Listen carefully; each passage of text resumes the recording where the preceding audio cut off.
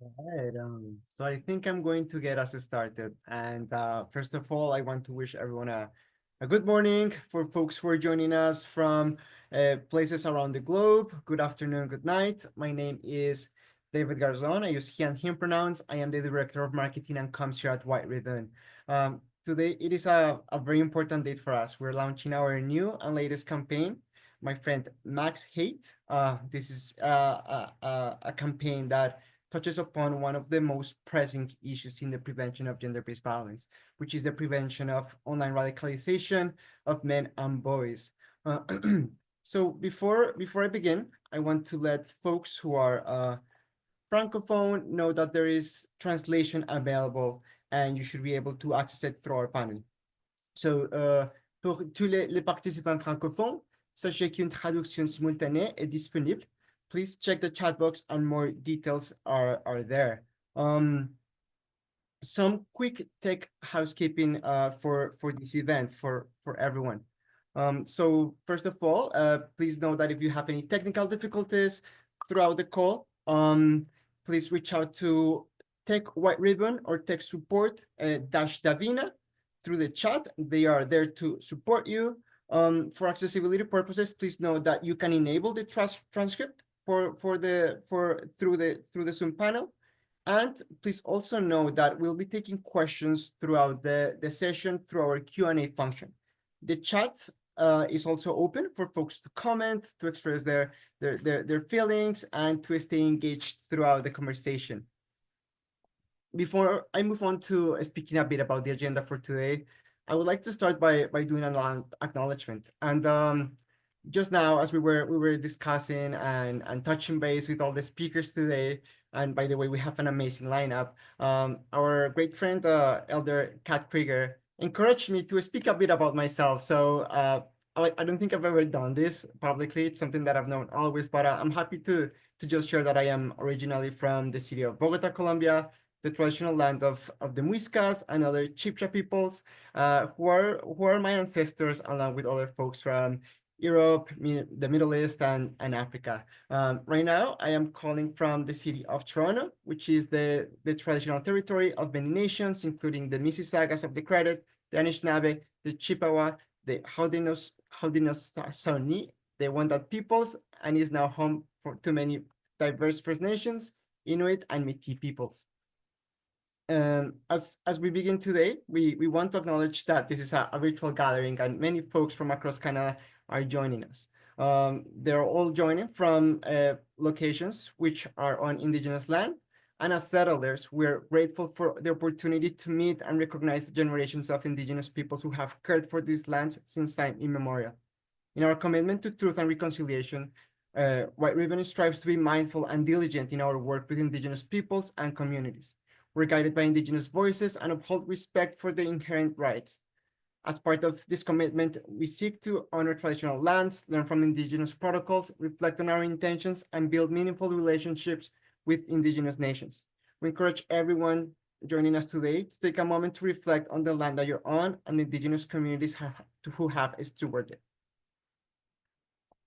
So now, moving forward with the agenda, I'm going to start today by passing it on to Elder Kat Krieger, who is going to be doing some opening remarks. After this, we're going to be hearing from our CEO, Humberto Carollo, who will be presenting our new campaign, My Friend Max Hate.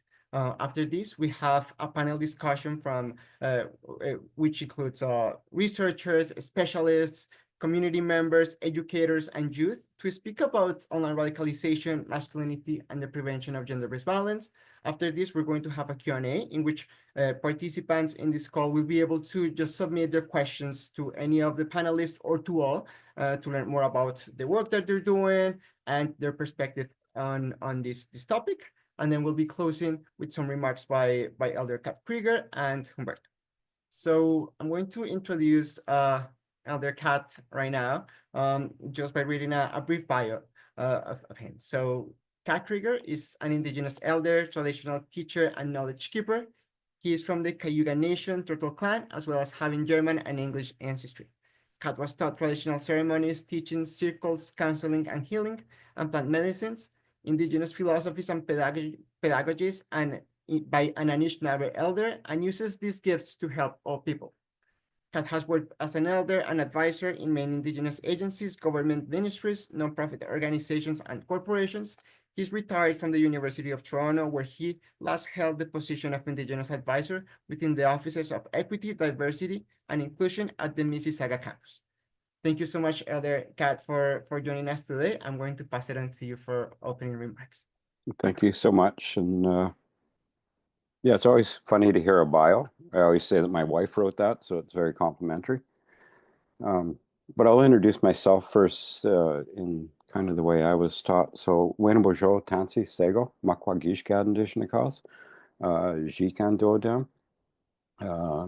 Kyuga, German, English, and Lao. And that's just a few words in Anishinaabe-Moan. I don't speak that language very well. I want to make that very clear. But those are the words, other than the name, and clan, and background that my elder would often start with. And we had a great relationship. He is from another nation. And, part of remembering him is to start off with, as best as I can say it in that language, those few words. So I am part of the Haudenosaunee Confederacy, Cayugan, but I am also German and English. And at the beginning, I said my name was Makwagishgat, which talks about a bear from the sky or from the sun, or a bear standing in the sun. That's a spirit name that I like to think that the spirit world and this world as well knows me as. The concept, by the way, of being Cayugan, German, and English, these are three groups of people that at some point some of the people in those groups may have been at odds with each other. But I like to honor all my ancestors. It is what I am and who I am and what makes me the person that I am. So I'm grateful to all my ancestors. Sorry. There's a little bit of smoke going by. This is not a problem. Traditionally, when I start something off, I have this beautiful abalone shell. As many indigenous people will, there's some white buffalo sage in there, which I've lit, and it's burning, and there's smoke coming from that. And I think it's touching on what we're doing today, because there's a metaphoric washing of the hands in that smoke, taking some over the body, the eyes, the heart, the brain, if you would, and sweeping it around us. And I think if I were to put it into a nutshell, that part of the idea behind that spiritual cleansing, if you would, is so that everything we touch today, we touch with our hearts, that we speak from our hearts, that we listen with our hearts, that we think with our hearts, and walk with our hearts in the life and the pathway that we walk through. I also like to think if we all did that, maybe there wouldn't be a need for some of the campaigns that we have to do, that we would all be taking things into our heart and examining them that way. And mostly to bring us all together of one mind in a good way. So wherever you are, if you want to take a moment within your own mind, own way of doing things, your own way of praying to your deity, God, entity, supreme being, worldviews, whatever it is you connect with, however it is that you connect, to take that moment to ground yourself, and we'll walk through this in a wonderful way. And I am grateful to be part of this. For me, it's an important thing, and of course we'll talk more during the panel. But there's so many things, I think, that when we bring people together in a good way, that it is coming together in a good way. And maybe if people can learn from things that are online, maybe they can learn to come together in a good way. This is my thoughts, my wish, all of our wishes, I think. So I'm going to leave it at that, because one thing I learned working at the university was when I'm talking, I am not learning anything. And the opportunity to learn from all you today is a gift in itself. So now, thank you. Thanks a lot, Elder Kat Krieger, for sharing your knowledge and wisdom with us. We appreciate you, and thanks for joining us today. So now I want to pass it on to my amazing colleague, Humberto Carollo, White Ribbon CEO, to speak a bit about the PSA and show it to us. Thank you so much, David, and thank you, Elder Katz, again for your wisdom, for uh, connecting with us at White Ribbon. We've had a long-standing connection for many years, and we're grateful for your support and your contributions to our understanding of the role we can play as an organization, as a team, as a community, to support Indigenous people, to stand in solidarity, to address the needs and of Indigenous peoples, and in particular to do our part to support the calls for justice from the Truth and Reconciliation report and the report from the inquiry into murdered and missing Indigenous women and girls and two-spirited people. So we appreciate you. We are grateful for your wisdom, for you joining us today. We have put down tobacco for you, and we will be following up with a small gift of appreciation and gratitude for what you do for us so often. So thank you for being a great ally and a good partner with us.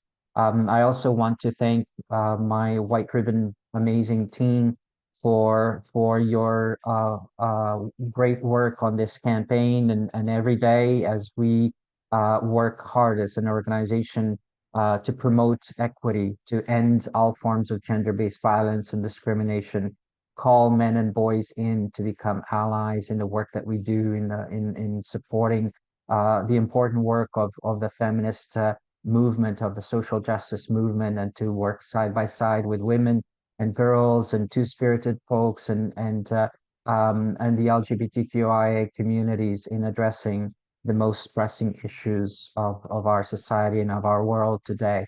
Because as you will see from this campaign, we must double up our efforts. We must scale up our impact, and it's through campaigns like my friend Max Hates that we can do this. We are deeply grateful for the long-standing engagement of our partners at Ben Simon Barn, Narrative PR, and all the folks, all the good folks that have worked with us with White Ribbon for so long in creating these amazing, impactful, thought-provoking campaigns. This is the sixth campaign that we've worked on together with Ben Simon Barn and Narrative, and what amazing campaigns they've been. So our gratitude to the team there.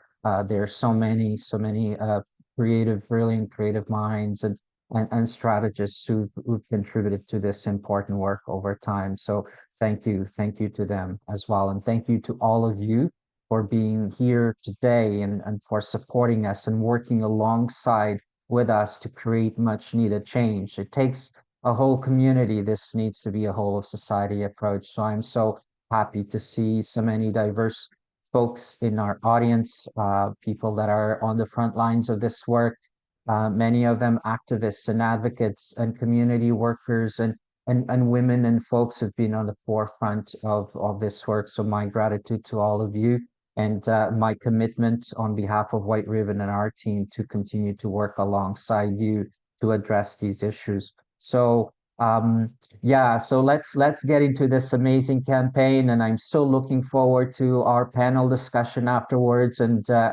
joining my amazing colleagues around this screen. I wish we could do it in person, but hey, in order to bring you all together from across the country, we do it online. But our hearts and our minds and our spirits are with each of you on the panel and in the audience because we know we got to do this work together and create this change together. So my friends, Max hates.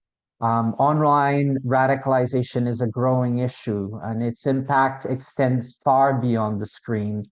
It fuels real world harm, reinforcing gender based violence and deepening divisions in our communities. That's why this conversation is so critical. Today, we will watch White Ribbon's newest PSA, My Friend Max Hates, Mon Ami Max Hate, and hear from experts, educators, and advocates who are working to disrupt these harmful narratives. And And we hope to equip parents, teachers, and communities with the tools to recognize and intervene early. So once again, I remind you, those of you in the audience, share your insights, your questions, your thoughts, your reactions. Introduce yourselves in the chat. Let us know where you're coming from as well. Make connections with one another, because we got to do this work together collaboratively. And that's important more than ever. So thank you for being part of this dialogue. Together we can challenge these toxic influences in our lives, in our communities, in our minds, and create a safer, more inclusive future for all. So we'll now proceed to screen the PSA, My Friend Max Hate, Mon Ami Max Hate. This PSA, available in English and French, tells the story of how a young boy is pulled into misogyny through harmful online influences. This campaign sheds light on the manosphere, a network of online communities that spread hateful rhetoric and groom boys and young men into dangerous ideologies. This PSA is a call for all of us to join efforts and work together to engage men and boys in healthier masculinities, gender equality, and non-violence. So before we show this PSA, please be aware that the film includes strong language and scenes of violence that may cause distress and may be triggering to many. If you need access to support, please access the resources being shared on the chat channel right now. We encourage you to prioritize your well-being, and we are here to stand in solidarity and support and allyship. Know that you'll always find a community of allies at White Ribbon and in our partners as well. So reach out to us anytime. So let's get to it, and let's watch My Friend Max Hate.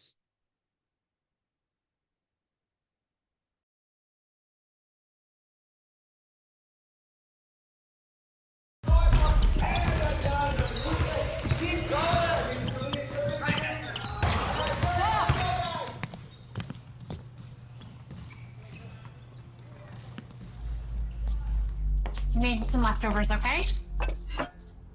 I know you had a bad day. Can we talk about it tomorrow? Yeah? Sorry, I have to go. I love you, okay? Love you too. You'll be good? Okay? Love you.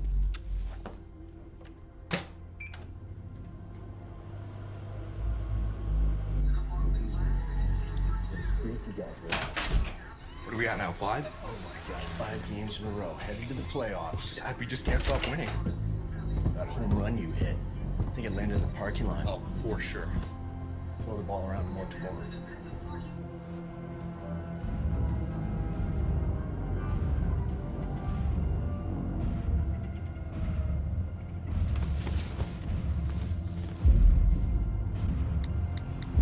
The world is yours. Stop waiting for permission.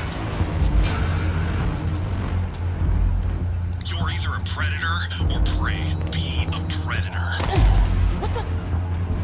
Quit feeling and start lifting. If your will is eating you, it's simply because you're a loser. We need strong men now, more than ever. Shiloh, phone. Pride has been stolen from you. Loser. Shut up, you're the loser. Shiloh, stop, boys! I can't believe you, Shiloh.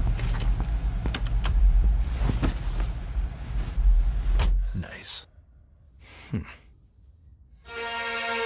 If you want her, take her. Hi, Casey. Hi. Come on.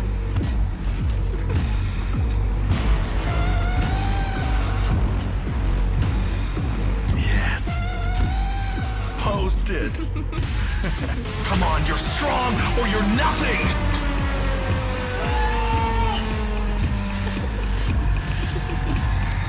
She's sloppy seconds. You don't want that.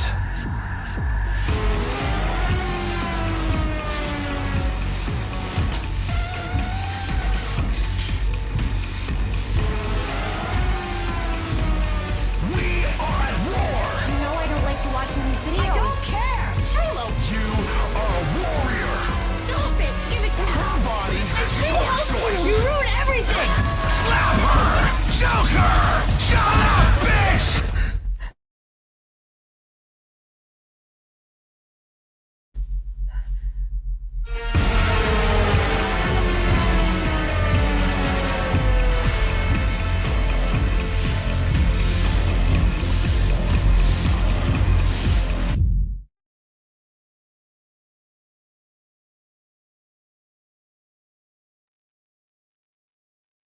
So there you have it, folks. My friend Max hates, without a doubt, an impactful video that will get conversations going, much needed conversations, much needed introspection, much needed soul searching amongst all of us, amongst our communities, amongst the parent community, amongst educators, um, policymakers, governments, community organizations like ours, and industries through which much of these ideologies are being promoted today. So it's on all of us to, first of all, realize that this is happening. This is real world. We're seeing these ideologies emerge in our everyday life, in our schools, in our homes, in our communities. And it's really important that everyone understands the roots of these ideologies, that they're not just happening just by chance, that there are significant forces behind these ideologies, and that we must come together and work together to challenge these. So, my gratitude once again to the team that has worked really hard over the past year, the good folks at Ben Simon Barn Narrative PR, the director, the producers, everybody that contributed to the production of this PSI, and also to the White Ribbon team for your continued leadership in this work, and for your unwavering efforts to turn this around, to our board for your support and your guidance, and to our funders, our donors, and our community of allies. In particular, we want to thank the federal government, Government of Canada, Women and Gender Equality, who provided support to the development of this campaign, but not just WAGE, but others who have been supporting White Ribbon and our work. So, without further ado, I want to bring in our amazing panel for today, and I want to introduce each of them and get going with some good dialogue, because we got to turn this these awful ideologies into change, and we got to turn this around, and we got to work really hard to promote healthier masculinities, to promote nonviolence, to promote inclusion, and to end this hate. I would like to invite Elder Kat back. Welcome, Elder Kat. Thanks for being a part of this work and our panel today. I want to welcome Dr. Amy Mack, who is a co-founder of the Canadian Institute for Far Right Studies, where she currently acts as a co-director of research. She's also a postdoctoral fellow at the Center for Research on Extremism at the University of Oslo. Her research focuses on the relationship between social media extremism and rural spaces, and Dr. Amy Mack and Canadian Institute for Far Right Studies is also a partner of White Ribbon in our in one of our key projects that addresses the intersections between radicalization of young men and boys into incel movements, and gives us a chance to develop resources and tools that educators can use to intervene early. So thank you, Amy, for joining us today. I would also like to welcome Annie Ohana from Surrey, BC. So Annie is an Indigenous department head at LA Matheson Secondary School in Surrey.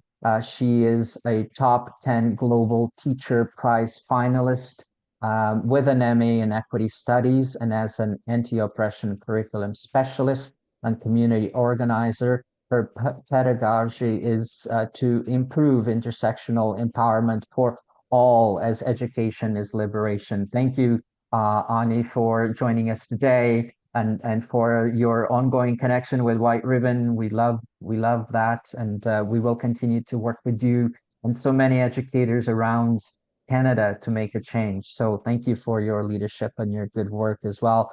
I also welcome Irfan Chaudhry. Irfan is based in Edmonton, Alberta, and has been with Hockey Canada since 2023, leading the organization's diversity and inclusion initiatives. He's also a chair of the Public Safety Canada's expert committee on countering radicalization to violence. Welcome, Irfan. Thank you for joining us. Thank you for your good work as well. And thank you too, and Hockey Canada for the connection that we have. It's so important, and together we're doing good work to change these issues around. Sebastian or Sebas, welcome. Join us as well. Sebas is known that way in online communities. He is the co-founder of FaZe Clan, the world's largest esports and gaming content organization. He has over 12 years of experience working in high engagement online communities. And so welcome. It's nice to see you again.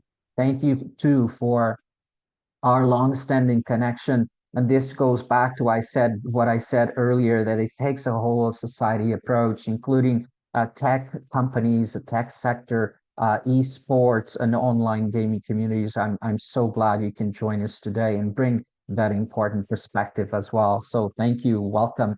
Aidan Lynch is a second-year student at the University of Toronto, pursuing a double major in ethics, society, and law, and peace, conflict, and justice. Aidan engages extensively in social justice activism with primary interests in gender-based violence and environmental justice. He aspires to make his community a better and happier place. And Aidan, we appreciate your connection too. I think we first met when we launched the campaign. I knew all along, a few years now, and you've always done a really great job in bringing the youth perspective into our dialogue and our conversations, and that's so good, so important. So I look forward to what you have to share today as well. So the way that this panel is going to work is that I'm going to ask each of the panelists a question, usually in their area of interest or expertise, but I welcome all the panelists to contribute as well. So if you want to add something to that particular question, you're welcome to do so. The audience, please share your insights, your responses, share your own questions either to the whole panel or to specific panelists, and include those in the chat, and we'll be monitoring those and taking up those questions along the way as well. So without any further ado, my first question is to Amy. Amy, in your research, you emphasize the importance of considering online and offline contexts to understand how harmful ideologies spread. With this new PSA highlighting the radicalization of boys and young men online into misogyny, hypermasculinity, and discrimination, what do you see as the key factors driving this trend? That's a great question. And hello and welcome everyone. Hello from Blackfoot territory, Treaty 7 territory. I'm so thrilled to be here this morning. In my work, I think it's really important to consider both the online and offline social concepts that people are engaging with. I do most of my work in rural Southern Alberta, and so when we're thinking about how these ideologies sort of move through social media, we have to consider, is there fertile ground offline for these ideologies to actually take root? So considering the way in which gender, masculinity, femininity, misogyny are already at play in the physical spaces that we occupy gives us some insight into what sort of online ideologies might actually take root here. So for example, where I live, our ideas about masculinity, normative masculinity, hypermasculinity, they're very much tied with our economy. So it's about agriculture. There's, the mythology of the cowboy. It's also tied with our oil and gas extraction. So there's a particular kind of masculinity that folks want here that might look different than, say, an urban setting, even within the province of Alberta, or what things look like in other parts of the country. So I think when we're doing these kind of programs, which are wonderful national level, we need to consider how are the young men and boys in these spaces actually going to engage with the content.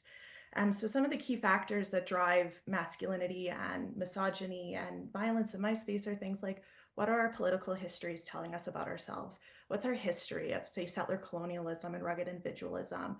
What impact is the religious sort of connotations that we have in this space? How's that impacting our understanding of what a man can and can't be? And then, of course, our economic understandings of who we are.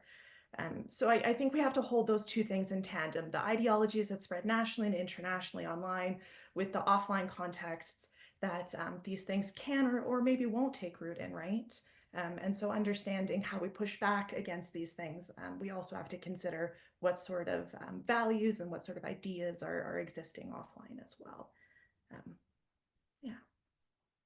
Thank you for sharing those insights, and absolutely context is everything, right? And context and how it impacts young people's lives and makes them vulnerable and susceptible to being drawn into these kinds of ideologies. So understanding context is important, not just in knowing where this comes from, how it impacts young people, but it also leads us to find good, well-rooted responses and solutions, right? Because that's how we can be most effective. So thank you for sharing that. Elder Katz, over to you now. So online hate and hateful ideologies are often connected to colonialism, just as Amy reminded us just now, right? And other systems of oppression.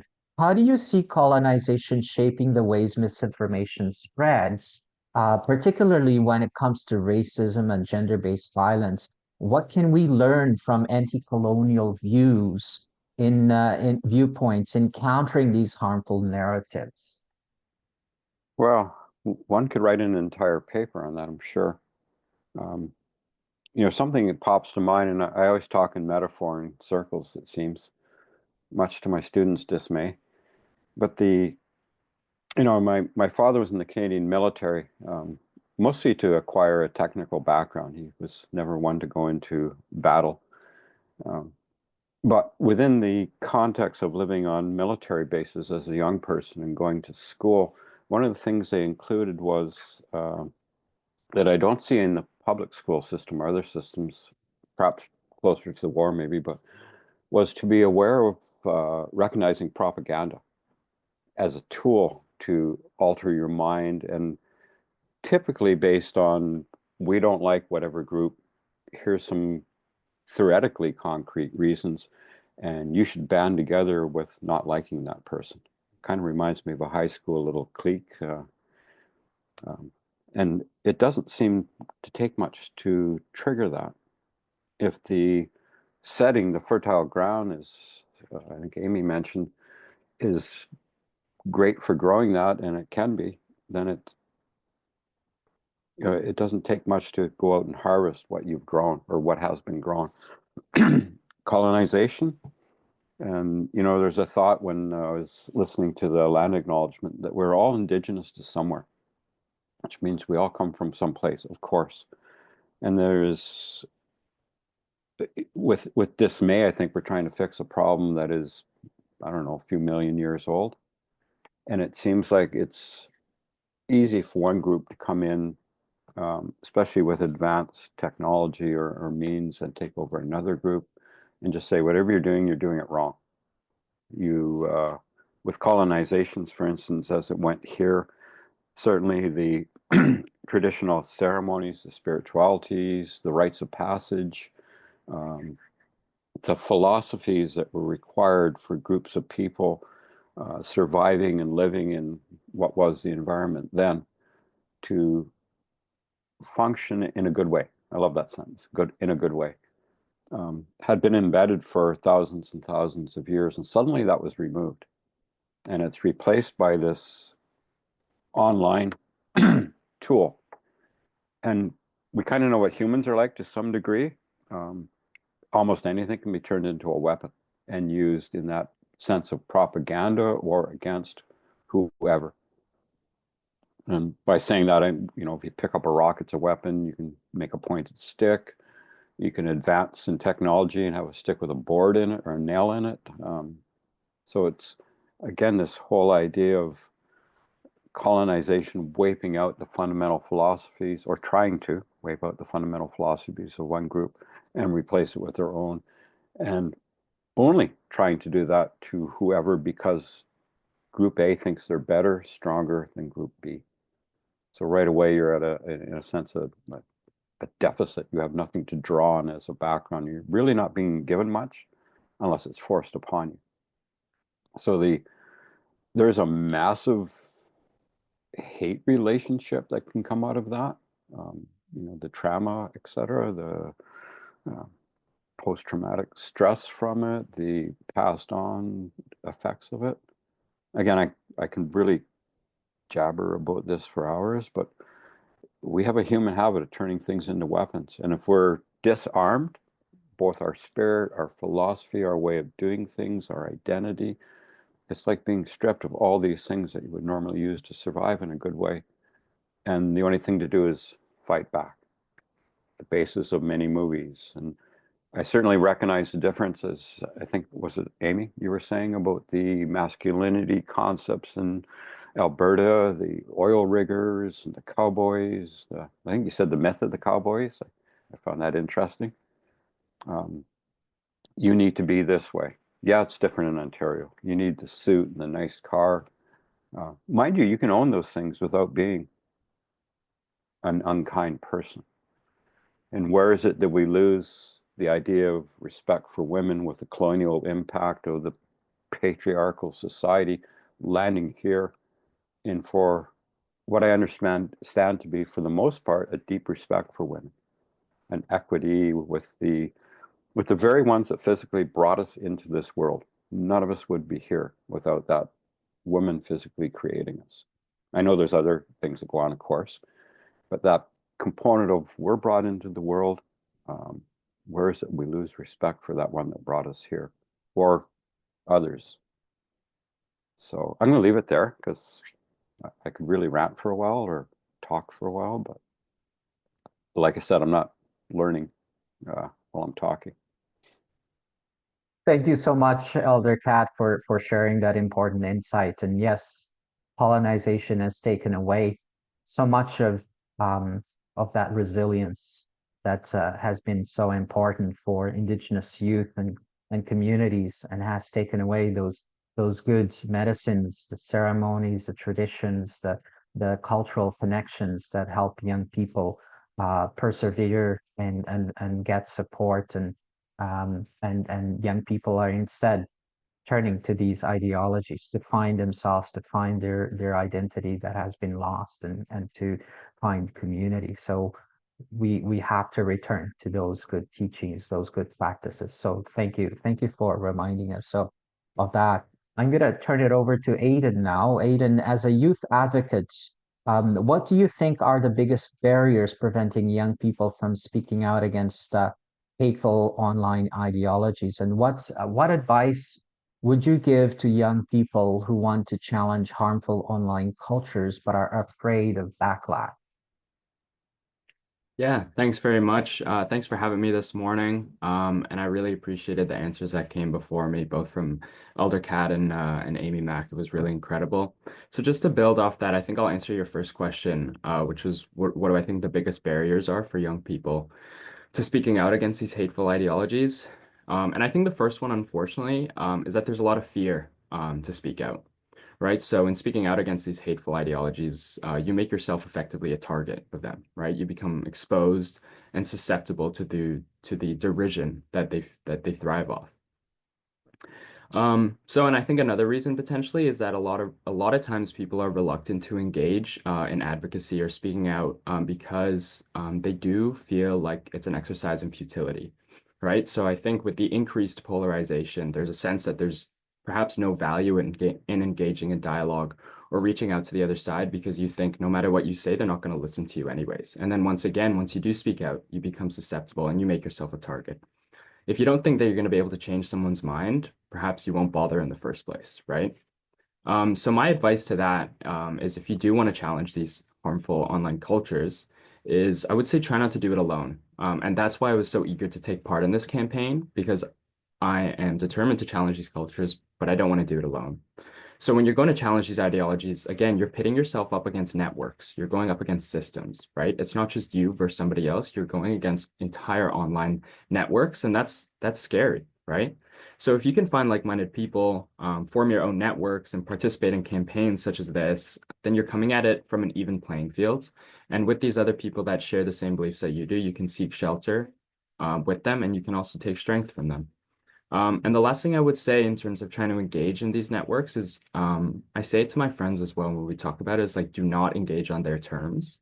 They want to engage in these online arguments. They want to engage in debates. And really, that is an exercise in futility because you're just feeding into the systems that they want you to feed into. They want you to become frustrated, feel overwhelmed, feel angry. So look for other outlets, look for other networks and ways to challenge these ideologies. Oh, so good, so good. And here we are, as a community of allies around this screen, around this audience, who are willing to band together and speak out against this. So together we are stronger and we are louder. So let's join efforts. And so thank you for calling youth into this work and making that point. We got to do it together. Yes. Thank you. Thank you. So, Irfan, over to you next. How can sports organizations and other community groups like yours play a role in preventing the spread of harmful ideologies amongst young men? Yeah, no, thanks. Thanks for the question. And just even reflecting on the video, most of it, I think that's the first time watching that. As a father with three young boys, I think there's a responsibility I personally take on a lot of the things we're trying to address. And that's where I think sports as sports as community, I think is something really integral, that is a theme that we can connect everyone to.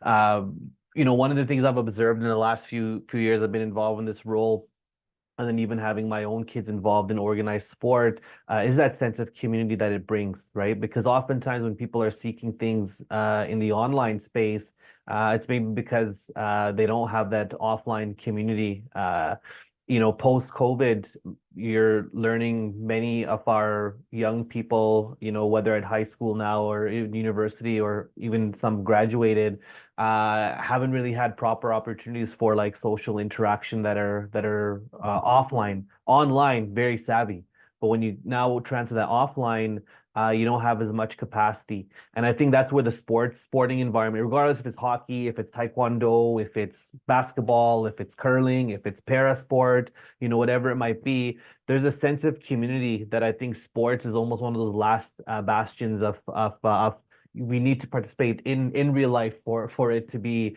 a connection point. Although with the rise of esports and other things like that, and online gaming and other layers involved around how that sense of belonging can be framed, but I think when you're in a room with your colleagues, with your teammates at a very, very community level, I think there's such power in that community. And so from a sporting and an inclusion and a belonging perspective, I think there's such a dynamic role that sports plays around a sense of belonging. Even in the first few scenes of the video, you observed, the elder brother, I'm assuming, coming in with his dad, who's just proud of his elder son being involved in sports and having a good game. And that encouragement is very positive. But at the same time, was that younger child feeling isolated or not as validated because he wasn't with his father, or whatever it might be. And I don't know if I'm reading too much in the video, but you did notice oftentimes it was the mother that was doing a lot of the interventions and the father was not there as a positive role model. And that's the other piece, with sports, whether it's your own family, your coaches, your peers, there's a lot of positive role modeling that can happen if everyone's aligning on the same page and messaging, and is comfortable, going to Aiden's point, comfortable in addressing or raising up the issue when, negative behavior comes through in these spaces, because your peer influence is so strong. And I think in a sporting environment, it's that much more stronger, because when you're in a team environment, and depending on the level of play you are at, and if it's competitive or community, that team bond is so strong that you want to really start to encourage people who are the elders in the room, the parents, the volunteers, the coaches, to also start to ensure that positive interaction points are occurring, and they're also not contributing to it either. I think that's also the challenge, right? Sometimes the adults in the room are the contributing factors to the negative behavior.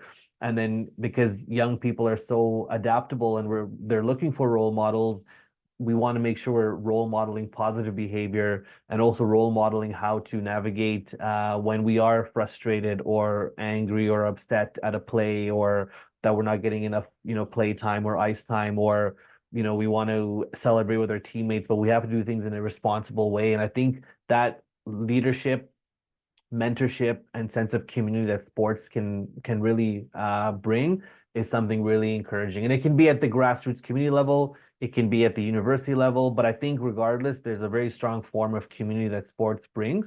And so that's kind of what came to mind when you asked that question. Thank you, Irfan. And you make that good point that these ideologies, as they show up online, very quickly translate into, real life in sports, in our communities, in our homes, as well as this film so clearly shows. And yes, so there is significant opportunity for sports and other sectors to play a role. And we're so grateful for the work that you're doing at Hockey Canada, for the transformation that the organization is engaging in creating a culture of sport that is inclusive, that is peaceful, and respectful, and kind, and non-violent. So thank you for that. I know this issue is both important to you personally and professionally as well. So thanks for your leadership and this connection. So from sport to our classrooms, and Ani, I'm passing the next question on to you. So as an educator, how do you see online radicalization and these hateful ideologies impacting youth? And how can we better equip teachers and educators to intervene?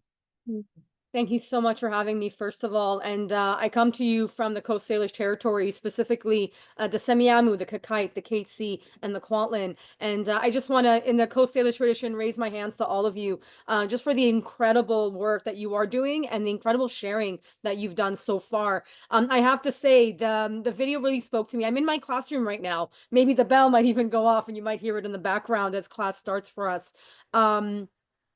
I have to point it out, just the little moments in that video. Every single moment that is featured is lived experience for teachers like us, seeing it in our classrooms. I'm a secondary school educator, but it starts young. And I've appreciated I mean, it looked like a high school, maybe a grade 8 student, but it could be an elementary school as well, right? So going off from that, I actually have the voice of the Semiahmoo Chief Chappelle, in my head. On Orange Shirt Day, he had talked about the different types of warriors, and the idea that some people see that warrior ethos as what Elder Kat spoke to, as like, that weaponization, that hyper masculinity, and yet was saying, well, that's not the kind of warriorship we're actually talking about. That's not the warriorship that we need. So within a classroom space, I think sadly, and I want to make sure that this is brought into the room, there's a predator element. There's a predatory element to what we're seeing. So we have boys and people of all genders, right? That might be frustrated, that might have issues. They're growing, right? They certainly have questions and they're finding their way.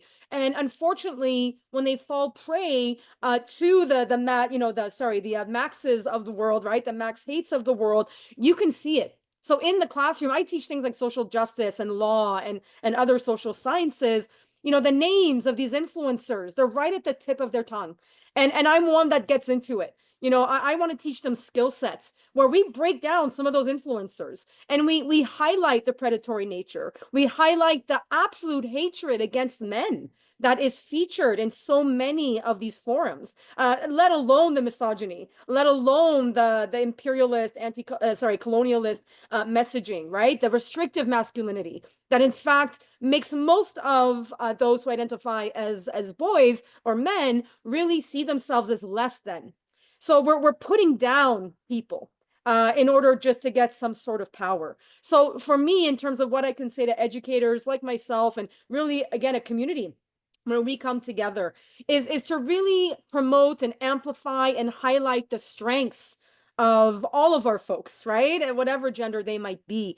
And to really realize that respect, because we see it, right? What kind of language do we use when we dehumanize, when we insult? And we know that it's women, queer folk, BIPOC folk, right? Immigrants. I mean, you see what's in the air right now, and that's what we use. So how do we get away from that? How do we turn away from that disrespect as power? I certainly don't put it alone to a teacher or a student to do that work. We know how power is attained right now in our world. We see who our leaders are, and how sad it is that there is a bit of a zero-sum game. You're either the winner or you're the loser. And so what can we do to not teach that way, first of all? So everything to do with our assessment, with the curriculum we choose. Do we talk enough about Indigenous history, Indigenous resistance? There's the bell. Indigenous, survival, Indigenous technology, like that's a very important part of it. Also, we like to mentor through identity. So let's highlight people's identities. I myself and my heritage is Moroccan. We have students from South Asia. We have a very diverse school. And so instead of letting the racism exist, that systemic racism, allowing them to share their faith, their culture, their traditions, and finding a way forward where we're working together to do that. That's what I'm finding is working. More than boys, again, all genders really can see themselves as their own champions, as their own like decent human beings, and then can really be that bystander that speaks out when they see those things. I do want to highlight what was said about fear. It's very real, that peer pressure. But in conversations, when you can really go deep into it, and I would say, do not get lost in academics. Do not get lost in this idea that somehow having conversations about gender violence or masculinity or whatever it is somehow not academic.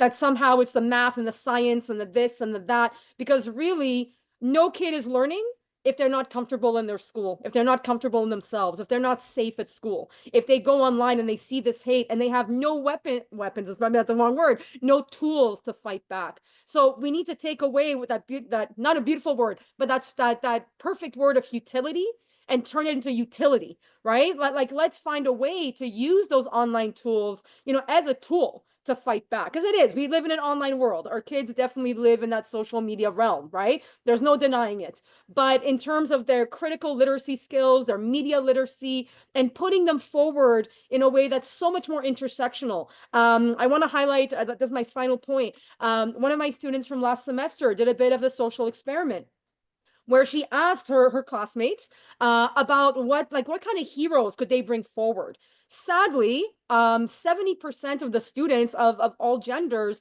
only named male heroes. They had a very hard time finding like female heroes or remembering what they had learned. And that was a very sad predicament to see. However, the utility of that is that there was a great conversation afterwards. And the idea of, well, now let's research, let's find, right, these amazing women, right, that have contributed like just as much, or two-spirit, right, or non-binary, whatever it might be. And so to me, the classroom is incredibly powerful. I think we can build environments where social media is not something we ban, but rather we resist and we turn it into something that is impactful, that is useful. And bottom line is that at my school, we have seen violence through like queerphobia and transphobia that has risen out of gender violence, out of misogyny, and racism as well, and colonial, and that connection, interestingly enough, made some people realize, if I hate this one group, as Elder Katz said, right, it means you hate all the other groups, right? That there's very little, and as students realize that, this is very much a con job, right? You have men screaming about, being the alpha male that hate males, that hate themselves. And unless you fit that little tiny box, you're completely out of it. So we need to realize that that's not the world we want to live in. You should be proud of yourself. You should be proud of others.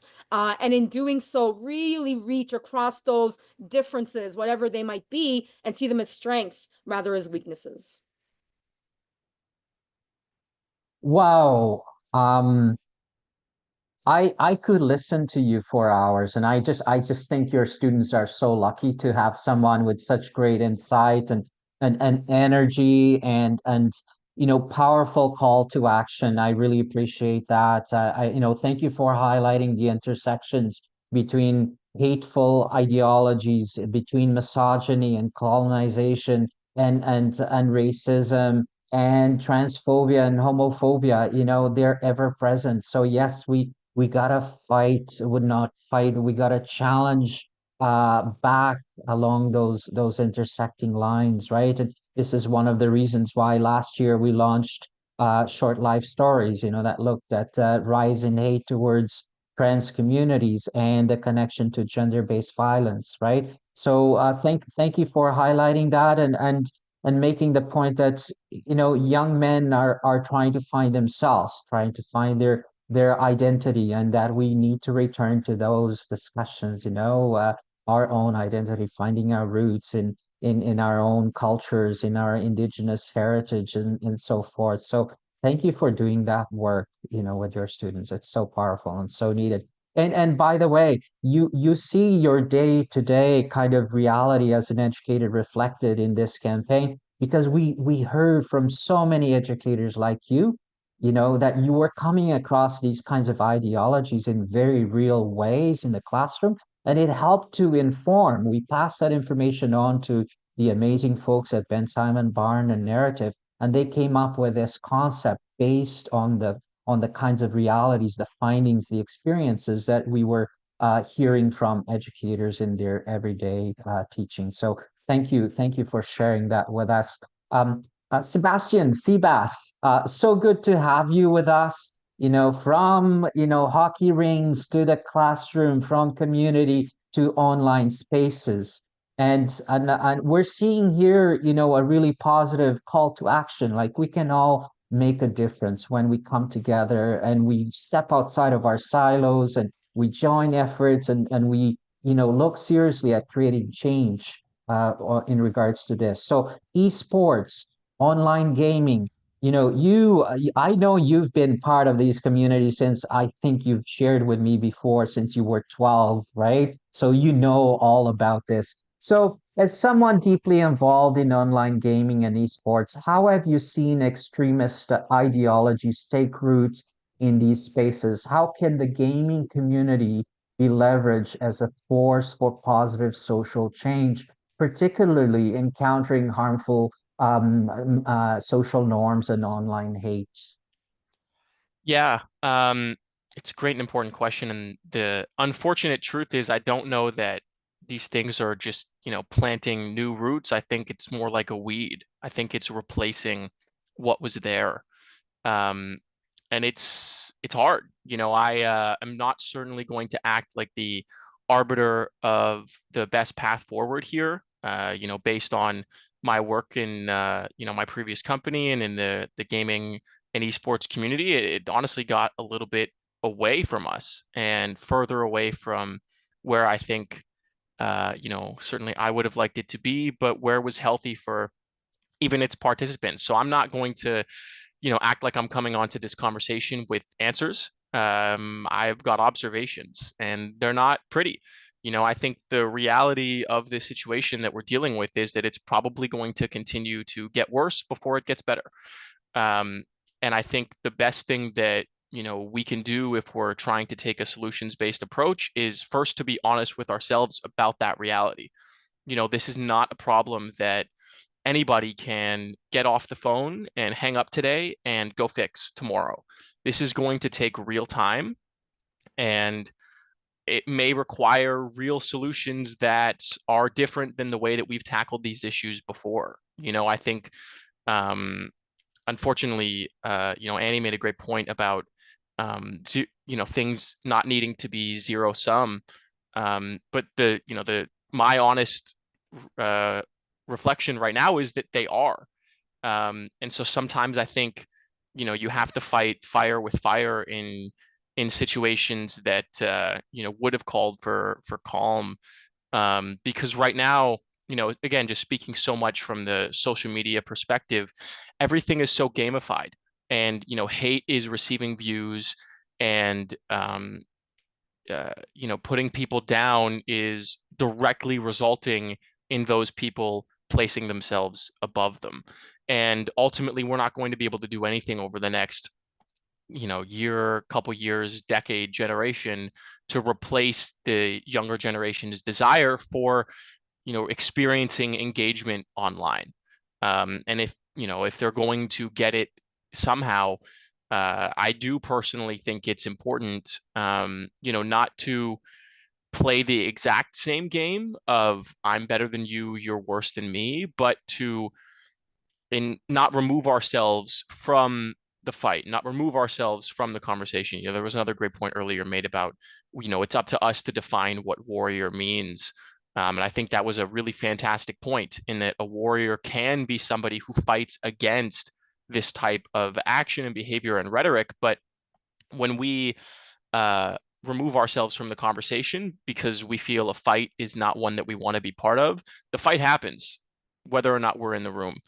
Um, you know, I actually think a lot back to, education being a topic that's being discussed on this conversation as well. I think a lot back to my time, as a young kid in school, and it felt like we would go in for math in grade 6, and they would teach us a bunch of stuff, and we would learn how to do it all, and then we would show back up for grade 7, and they'd say, okay, all of that was wrong. Like, erase all of that from your brain. Here's the new way to do it. And I really do think there's something to that about teaching these young kids how to operate with each other. We don't want them to fight. We don't want them to be combative. We don't want them to put themselves above people as they get older and grow into, mature adults. But maybe in grade 6, we do need them to respond, to someone putting a classmate down and help put them in their place, right? And maybe by grade 7, we can once again teach them, actually, now that you're a little bit older, here's a better way to handle that problem. I don't know. Again, like I said, I don't have the answers, but just reflecting on my experience to try and bring the observations I'm making back full circle a little bit from the gaming industry. The most success I've seen with any influencers and any gamers and any creators to pass along a positive message and to diffuse to diffuse hatred and anger and bigotry has been with entering the room, entering the conversation, and critiquing the comments that are being made. They're not hating, they're not even fighting. I wouldn't even go as far as to say fight, but they are participating in the discussion that's happening.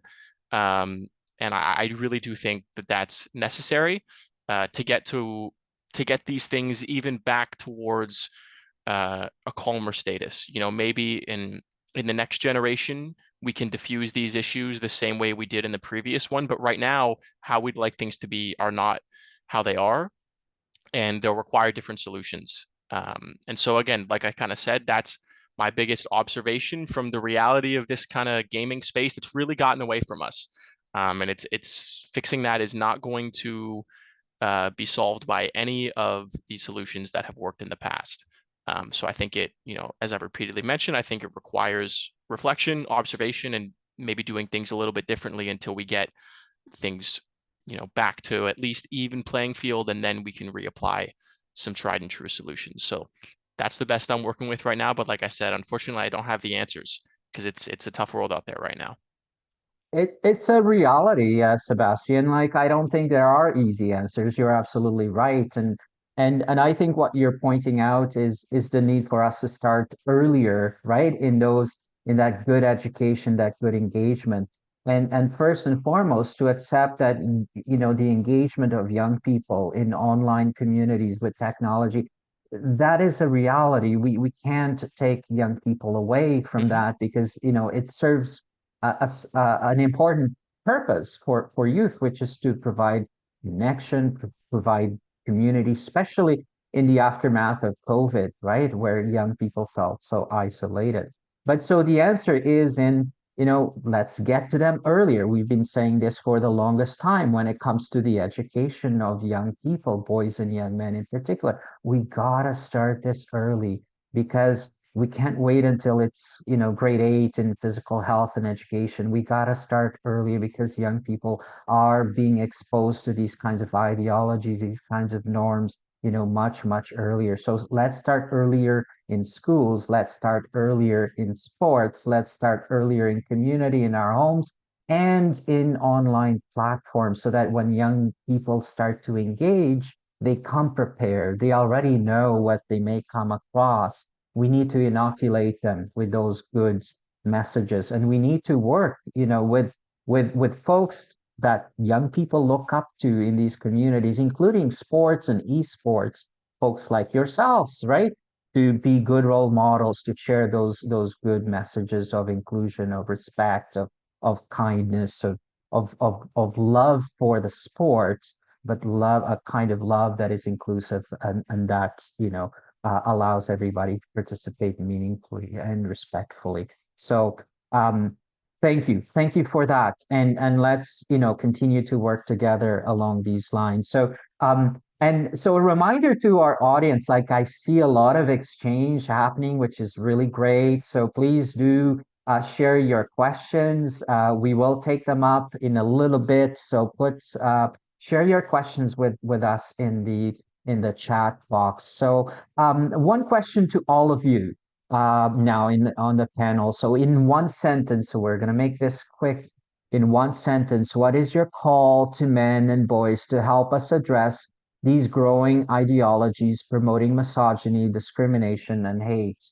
What do you call on men and boys to do? What is your message? Let's start with, let's see, Amy. Let's go back to the beginning. Okay, going first. If I had a call for the men and boys that I work with to address these issues, I think my call would be to have these conversations loudly and in public.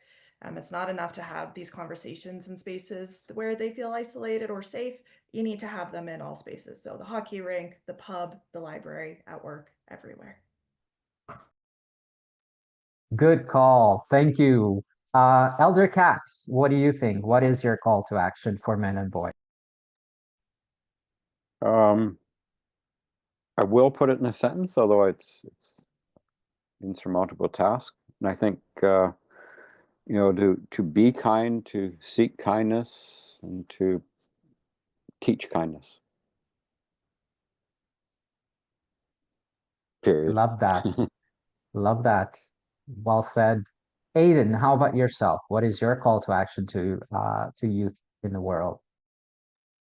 I would reiterate what Elder Kat just said. I think young men are vulnerable, young men are hurting, young men are angry, and the only way we can combat that is by showing them kindness and showing them love. Beautiful, beautiful.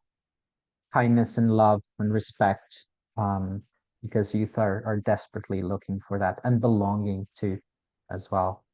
How about you, Annie? Man, a lot of things are running through my head. And just going off what everybody else has said. Don't put yourself in a box. You're only going to suffocate yourself. Sorry, I have a lot of different things I could say. Violence will only hurt you in the end, right? I'll give one more. Be the warrior that uplifts all and not some. So there you go. I cheated, but I think those are all important. Beautiful. Thank you. Thank you for sharing that. How about you, Irfan? What is your call on men and boys in sports? Yeah, I think for me, the top thing that comes to mind as a takeaway is just how mentorship and leadership can be seen as prevention tools, right? So whether it's coaches, your players, your community leaders, all play a critical role in modeling behavior that can really challenge some of those harmful narratives. So I know it's more than just as a paragraph, but I'll stop.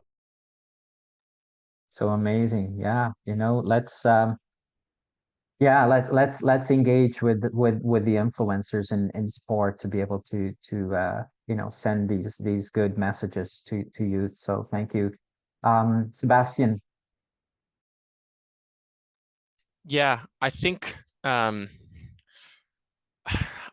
we're trying to help people, help a younger generation, get on a brighter and more kind track, I think it's very critically important that as we communicate this, we don't say to them that it's the right way, that it's the right thing to do.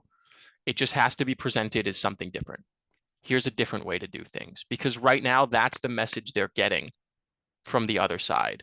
These influencers are telling them, hey, the right way, it doesn't work for you. You need to be different. And when we come in saying, no, you need to do the right thing, it's already in their head that that's not working for them. We can't put ourselves on a pedestal and say, this is what you have to do because it's right. It's just got to be presented as, here's a different way to go about this. Kids don't want to hear what's right. Yeah, it's a good reminder. This requires us to step outside the box, our usual, ways and status quo, and do things differently and innovate. So that's a good call for all of us. Absolutely. All right. So tons of questions, tons of discussion happening. This is amazing. This is what we want to, promote in having these conversations and launching this kind of campaign. So thank you. Thank you for the great questions where we try to curate them a little bit. So here's one. What makes such spaces, these kinds of hateful ideologies and the spaces where they're found, what makes those spaces so attractive to young boys in the first place? And what anxieties does the manosphere use to recruit young boys? Who would like to answer this?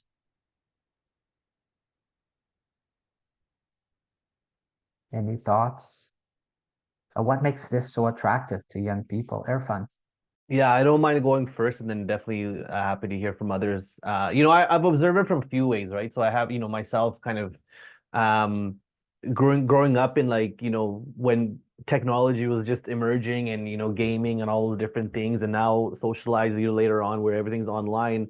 And then I translate that and see my own kids where their online digital literacy is definitely higher than mine, right? I grew up, maybe some of you grew up around the same time, where we still had dial-up modem, and we couldn't just log on at any time. So I think when we're looking at the current context, the immediacy piece is so interesting, right? Because at any given moment, they can access a space, and not even they, us collectively can access any space that we feel comfortable and confident in. And so I think that attraction piece is you're able to kind of gravitate to your filter bubble, and as a result, kind of just be engulfed in information you want to be engulfed with.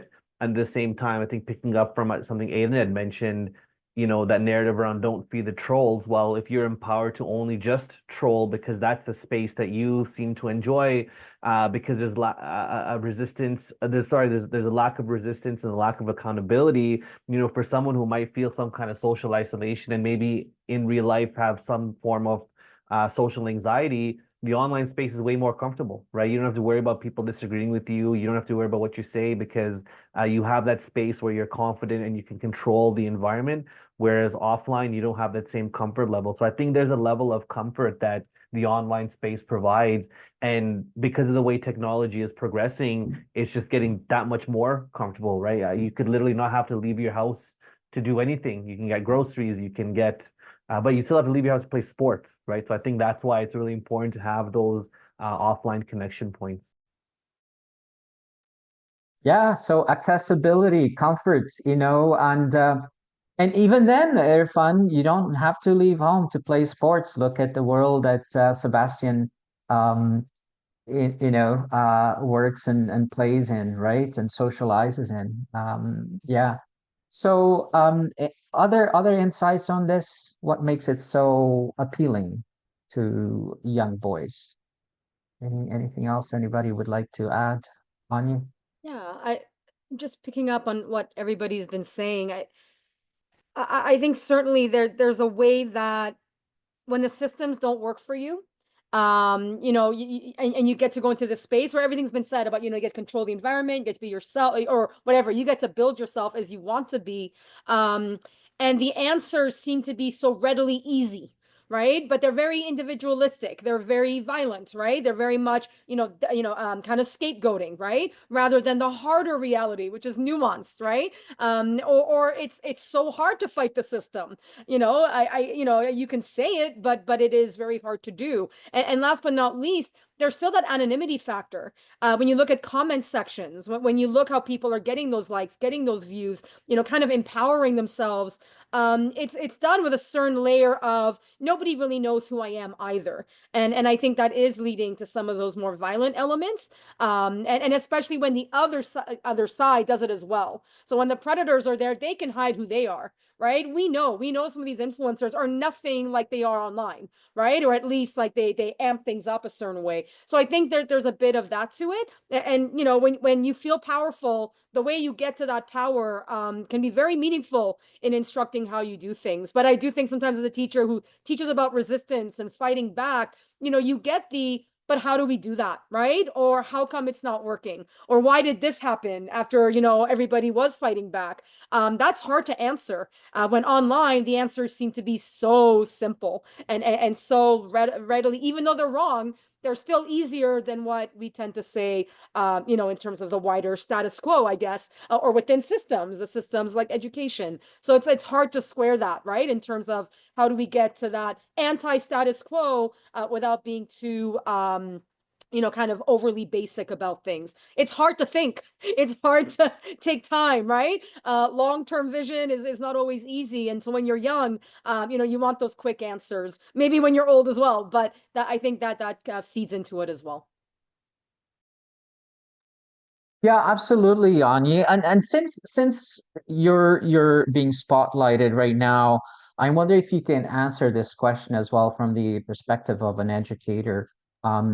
Because we have an opportunity to start incorporating some of these changes, some of this material into the curriculum, right? And educators can use it as tools, effective tools to engage a very captive audience, you know, of youth in schools. So what advice would you give to you know, curriculum creators and education like school policy makers on how to effectively address this issue through curriculum so that it doesn't become like so many other issues like it's just voluntary, something that teachers can do. It's, you know, based on their own like commitment and passion for this work, but rather something that can be effectively and sustainably incorporated into curriculum that can be taught in schools.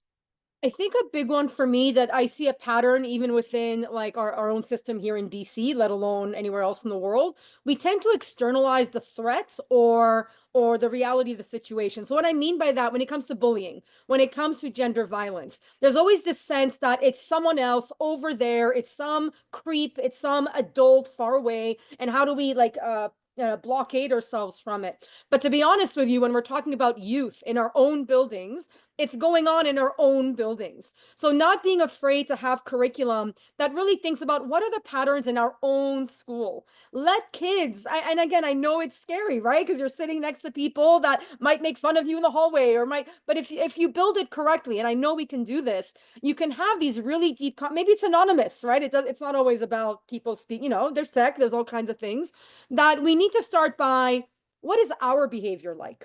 Right? What makes you, what's something that has happened to, you know, whatever, an anonymous you that makes you feel that this is not a safe place or you can't be yourself or whatever it is, right? How do you get power in your school? As a grade 12 boy, like what makes you popular? Right? What are the other people saying? And I've seen that succeed, but I do find it troubling that we tend to just say, well, let's talk about like internet safety, right? Or like radicalization from these higher elements. And I think we're missing the boat because what I see is that kids will then go off and still be involved in these worlds and actually not have the proper skill sets to deal with what they're dealing with in their own, you know, gaming or whatever it might be. So build curriculum that brings it home, that takes on those tough conversations. And I think from there, you start to see kids maybe hold each other more accountable, hold adults more accountable, and maybe actually find ways to then go, okay, so it's not just me. My frustrations, my fears, what I'm facing, it's not just me. It's actually, but it's also not, you know, I hate, you know, people who commit gender violence are not always these monsters we think they are. They can be your family, they can be your neighbor, they can be your friend, right? Same as influencers, right? We need to stop thinking that this is some external threat that once you get rid of it, it's over. We are conditioned, you know, we are socialized. And the way we socialize within our own areas of existence is just as important. And I know it's hard work to develop that curriculum. There's always that sense of the peer pressure, like how do you maintain all those different facets? But it is possible. And I think more time and more resources fund education, please. If there's any politicians in the room, if you don't fund education to a truly like high level, not just bare minimum, you're never going to be able to have the kind of conversations you need to have, because it actually takes a little bit more than just a space, chairs and a teacher at the front of the room. Amazing. Start early, go deeper into these topics in the curriculum, commit to making these changes. Absolutely. And From sorry, and school, just yeah, don't be afraid. Sorry, I have to say, yeah. don't be.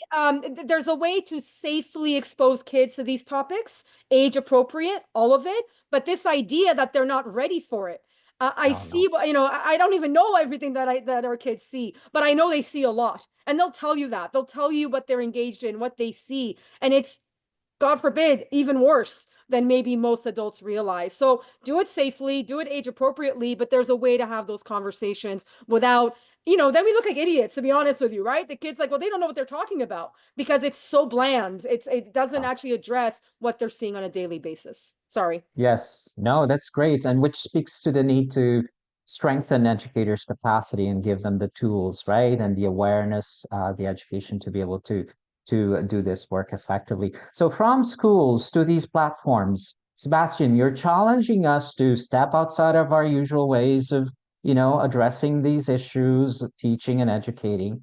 Are you aware, this was one of the questions that came up, are you aware through your work, through your connections in this world online, are you aware of work being done in esports or beyond, that starts these conversations in different ways, perhaps than what we're accustomed to? Are there good examples perhaps that you've come across, or do we have to, still get started on this? Well, I have an answer, but you're not gonna like it. Share. I think we need, again, we need to It's a step quick outside and the easy box. answer. It's no.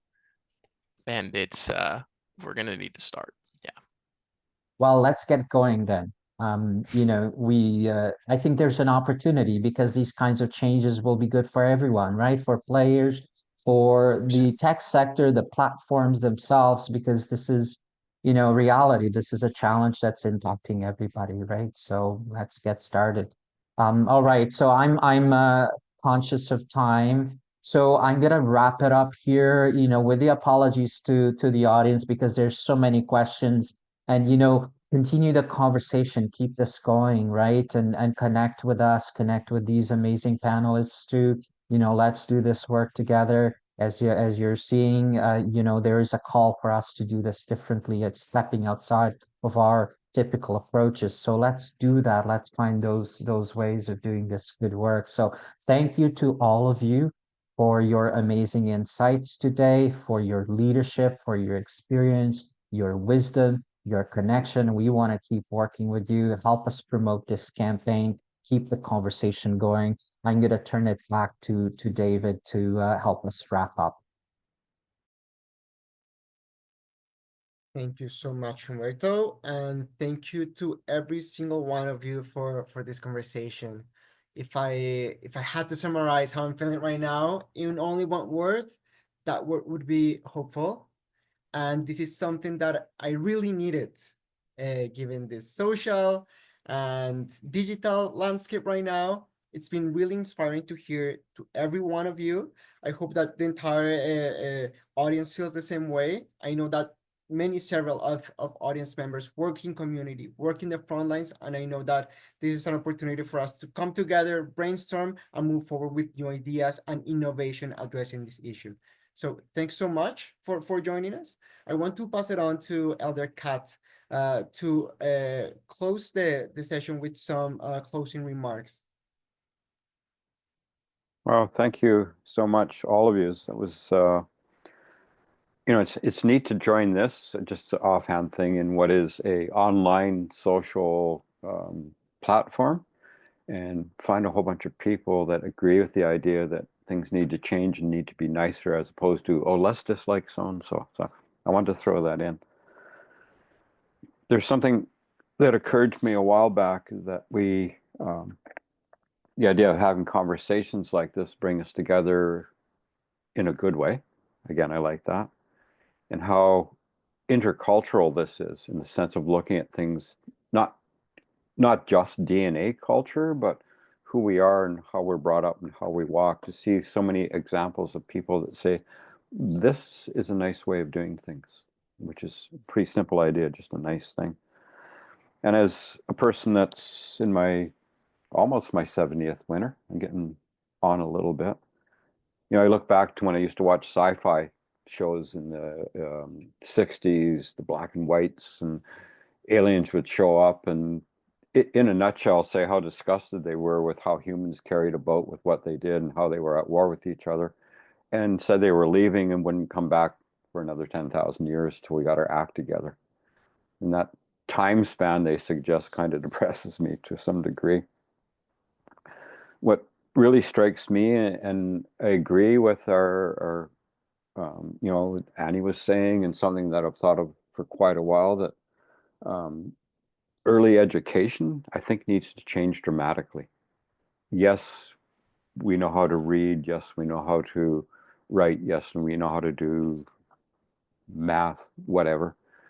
But there's the fundamental part that used to be part of every culture of understanding the philosophy of what it was like to be a young person growing up, what your responsibilities were, how you're supposed to interact.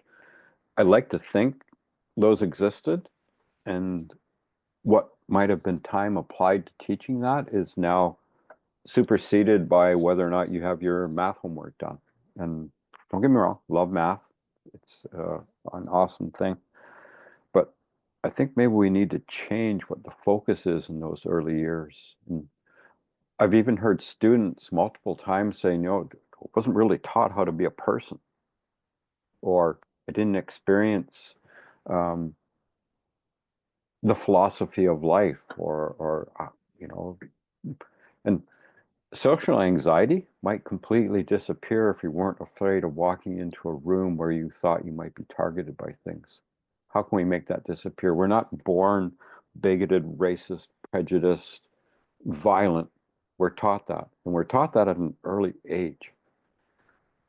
I used to often say, I think we could fix world's problems in one generation if we could change that initial way we learn.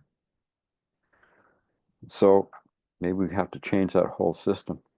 It's interesting, our audience today, I don't know if I look down, I see, you know, over 100 something, there's a bunch of us, but we are trying to fix a problem that affects about 8 billion people.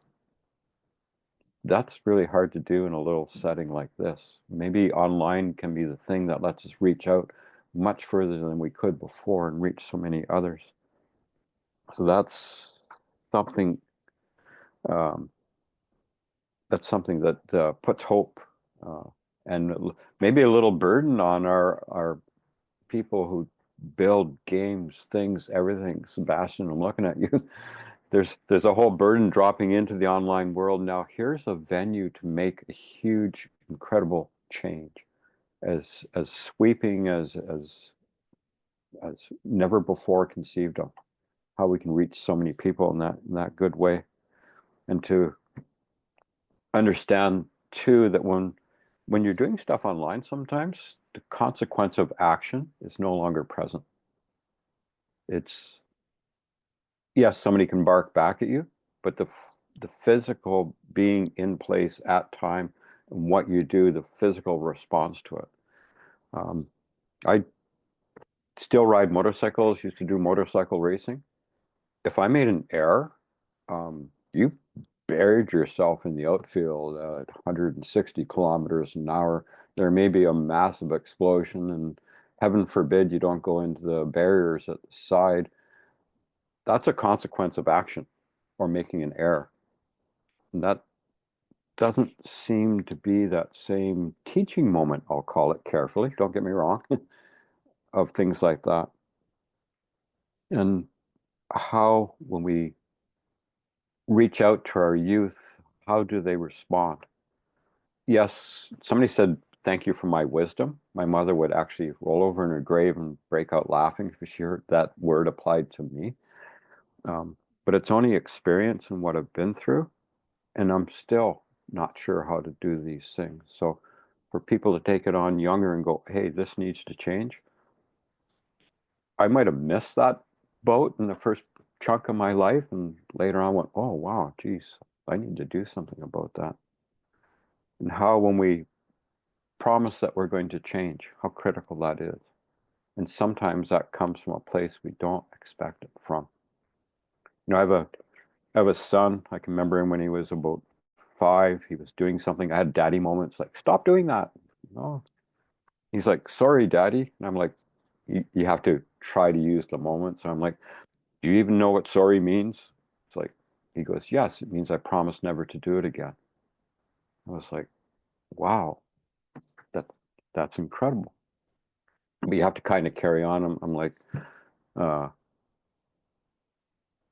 do you know why you should do it the right way? He goes, yeah, you should do it right because that's the way you should do it. Not because you get a reward if you do it right. Not because you get in trouble if you do it wrong. Just because it's the right way of doing things. I had to think about that for a few days, and then I asked him permission if I could share that story later when I talk with other people. We need to be able to promise, build that concept of promising not to do something wrong or not to act in a wrong way because it's the right thing to do. Not because we'll get evaluated, not because we'll get bonus points, just because it's the right thing to do. So how can we instill that in people who are much younger? And almost part of what I'm saying is translating, and again, I like to look at myself as an indigenous philosopher rather than an elder, because it's taking on the knowledge the world has around us, that dialogue that we have when we're intercultural, as opposed to cliques and segments. We're so built on those things. So, you know, this idea that if there's online, like the video we watched today was incredibly impactful. And when you look at it, you go, that's not right. So how do we carry that on? And yes, we're online right now, but I think this type of gathering, what we really need is 2 or 3 days somewhere out where it's the countryside, and spend carrying on this dialogue. That's the important thing. And maybe that's my little indigenous component of us coming together around a fire. Let's form that either metaphorical or actual circle. Let's all look in towards the fire where there's warmth and light, and that life that it brings, and feel that and share all around the circle. Because that circle, when we look at a problem, which is the problem that we have, is what we're talking about today. If we have a circle around it, and then we can see from every single angle what it looks like. Because I can't see what Sebastian's seeing or Annie's seeing or David's seeing until they speak to me and say, this is what I see here. And when we have that metaphorical circle, then we'll have a view of exactly 360 degrees of what we're looking at and ways of taking care of it. So, I think we're a little further along in fixing our 40,000-year-old problem. But I think also, too, the idea of coming together, that, you know, the sage that I lit, the idea of spirit, the idea of what comes from our heart, it doesn't know bandwidth. It doesn't know the internet. It doesn't know whether or not my router is working. It reaches out to everyone, and we feel that. And there's that empathic sense of coming together today in a good way, sitting around that fire. We're all feeling that same warmth. We're all agreeing this is a wonderful thing. So I personally want to be grateful for hearing what all of you had to say. It's nice to hear thoughts that are going on in our own minds mentioned by somebody else, and you go, yeah, we're thinking in that good way. So I say Miigwech, Yagoa, say hey, and stop talking for a minute. Miigwech, Elder Cat, for that beautiful way of closing our event today. We have fire in our hearts, in our feet, in our minds to keep going with this dialogue and this change. I saw it in all the panelists and the way in which they replied to the questions and shared their insights. We together we'll continue doing this work in meaningful and impactful ways. And so thank you again to you, Elder Kat, to our amazing panelists, to the White Ribbon team for doing the amazing work that this team does every day.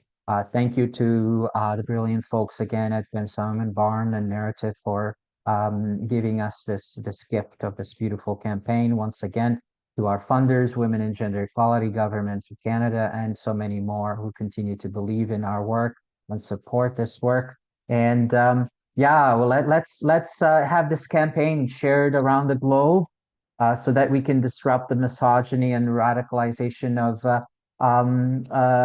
young people, and hateful ideologies and messages that are being increasingly directed to boys and young men. We can do this together. So thank you for the opportunity to share this campaign with you, and we look forward to staying connected and building on those efforts and interests in working together. Thank you. Thank you so much, everyone.